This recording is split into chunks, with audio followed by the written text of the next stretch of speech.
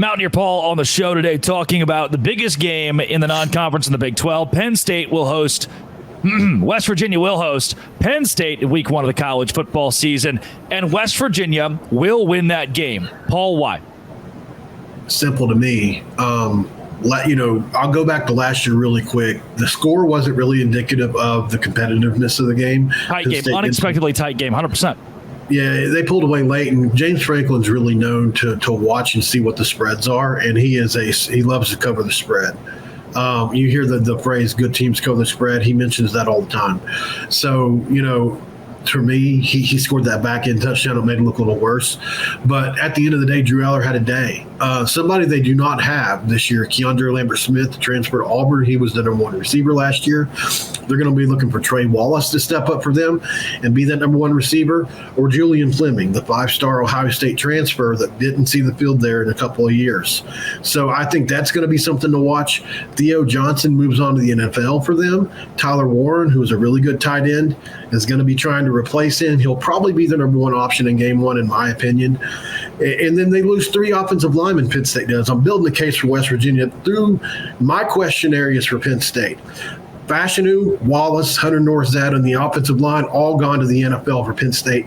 They've got to replace a ton of production, including possibly the best tackle in football last year in Fashanu, first-round pick. Yurchich is out. Diaz is out. Kotelnicki's in. Allen's in. You're replacing 2 coordinators. That's tough, in my opinion, especially in game 1. Is Kotelnicki scary? Yes. We all know what he can do. Yeah. What's he going to do with an immobile quarterback in Drew Aller, though? I'm curious to see. They do have a backup that has a ton of speed and athleticism. We'll see what happens with that. But I just think in game 1, I bring that up because I think, getting them in game 1 is important here with this prediction. West Virginia returns 93% of its production and a ton of continuity. And that includes the entire front 7 returns. We're hearing the back end of that defense is gelling, and the special teams have improved. West Virginia, I do know for a fact, is going to be able to run the ball against Penn State. They did it last year. They ran for over 150 yards against them. And they're going to be much improved this year with a 2 running back system. And Jaheim White didn't even play in last year's game.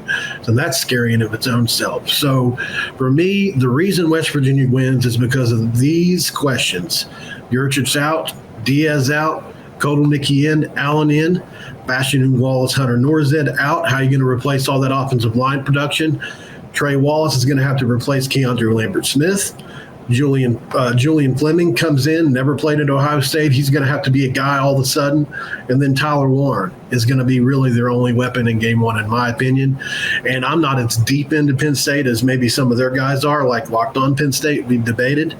But I feel like I make a pretty strong argument. I would rather have Garrett Green than Drew Aller. I'm not scared of a Drew Aller on the road, especially in a road environment like Morgantown, West Virginia. And I point here to Garrett Green. Jaheim White, obviously spectacular, and C.J. Donaldson is massive, very good, creates a great backfield. But I would argue Garrett Green is as prolific a runner as he is a passer. The guy on the ground is electric and almost gives you a third running back, a third option, certainly there, that made West Virginia the 4th best rushing offense in the country last year. The question I would then pose, 91st in the country in passing offense. Will that change this season? Maybe even better, does it need to change? It does need to get better consistency-wise. Obviously, Garrett Green led the country in deep ball passes last year with 31, what they consider big-time throws, like through PFF. He also led the country in the 2-minute drill. I had Max on from the Pro Football Focus. He looked that up live on my show. Garrett Green led the country under 2 minutes last year. He had several game-winning drives. Unfortunately, the Houston one doesn't count because of what happened. Yeah. But it was a hell of a drive, too, guys. It was a hell of a drive. Garrett's a big game hunter. He loves to throw it deep. He throws an excellent deep ball. But what guys like Justin Robinson and Bray are going to do is give him over 6'2" receivers that can really control the middle of the field. And you've got a 6'7" tight end in his second year in the offense with Garrett as well. And then Garrett was mentioned as one of the 5 best at the Manning Passing Academy. He's really worked on his footwork. It was his first year ever as a starter as a quarterback last year, and he rushed for almost 1,000 yards and 13 touchdowns on the ground. I'm exaggerating a little bit. It was more like 800, but in my head, it's almost 1,000. Oh, no. Right. And they were the number one Power 4 rushing team. So you mentioned fourth. You're right, but among Power 4 teams, number one. So I wanted to point that out as well because it sounded like I was lying. Just wanted to make sure. But so for me, I think those are all going to be huge factors. Garrett has to get better at throwing in the middle of the field. He's got to do that. His completion percentage is bad at 53%. We feel like if he can raise that 7%, which is doable, and get to 60, we feel good about it. So he's got to improve, no doubt about it. One of my favorite players that we have not mentioned a whole lot yet, and maybe my favorite sneaky player coming into the Big 12 this season, Hudson Clement. Thoughts on one Hudson Clement? Yeah, Huddy Tuddy, man, as we call him. He is a completely different body this year. He was also a freshman last year. And walked really on, right? Like, hello. Yeah, he earned his scholarship after the Duquesne game. And he really, really deserved it.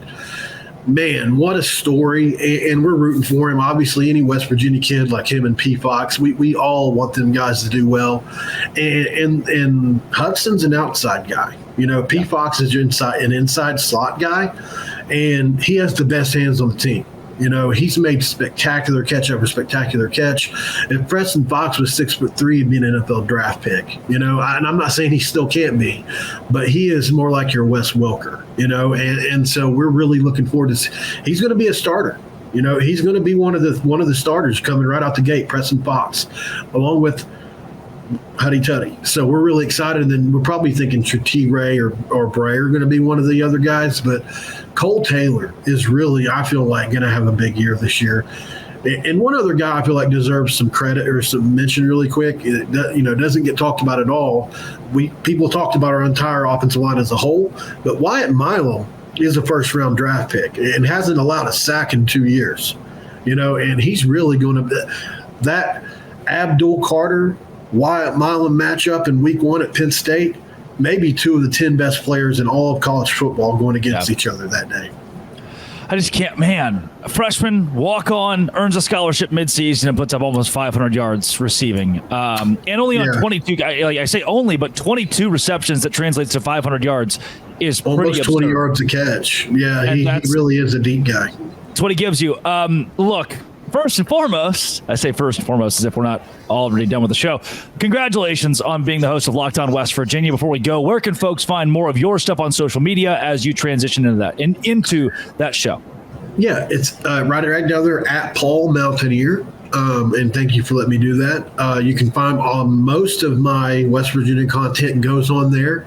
If I'm live, it'll also be live on X usually.